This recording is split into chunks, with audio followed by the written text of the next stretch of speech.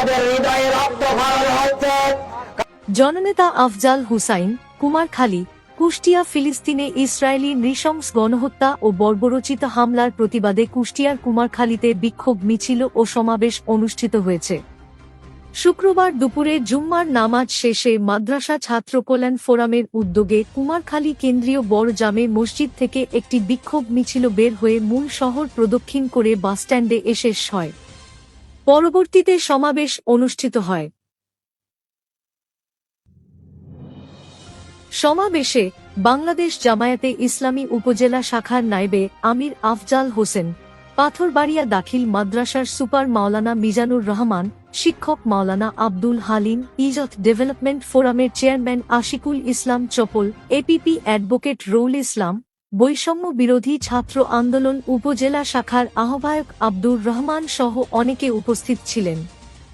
সমাবেশে বক্তারা ইসরায়েল কর্তৃক অমানবিক নিষ্ঠুর হামলার তীব্র নিন্দা জানিয়ে বলেন, অবিলম্বে নিরীহ নিরপরাধ শিশু, নারী, পুরুষদের হত্যাযজ্ঞ বন্ধ করতে হবে। সেই সাথে সকল ইসরায়েলি পণ্য বর্জনের আহ্বান করেন তারা। কুমারখালী, কুষ্টিয়া। খন্দকার সজীব আহমেদ। সকল পণ্য মুসলিমরা বয়কট করবে। যারা এই পণ্য ব্যবহার করবে তারা হারাম জিনিস ব্যবহার করবে। এজন্য সকল মুসলমানদের কাছে বিনীত অনুরোধ, ইহুদিদের কোন পণ্য কোন মুসলমান ব্যবহার করতে পারে না। প্রিয় দেশবাসী, আমরা আসেন এই পবিত্র রমজান মাসে কোরআনের আলোকে একটা ঐক্যের কেন্দ্রবিন্দুতে দাঁড়ায়।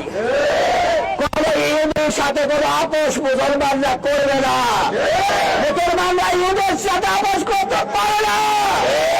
এজন্য আসেন আমরা ঐক্যবদ্ধভাবে সকল ইহুদিদেরকে বয়কট করে বিশ্বের বুক থেকে বিতাড়িত করি। আল্লাহ পাক আমাদের সেই তৌফিক দান করুন। আমিন। আসসালামু আলাইকুম ওয়া রাহমাতুল্লাহি ওয়া বারাকাতুহু।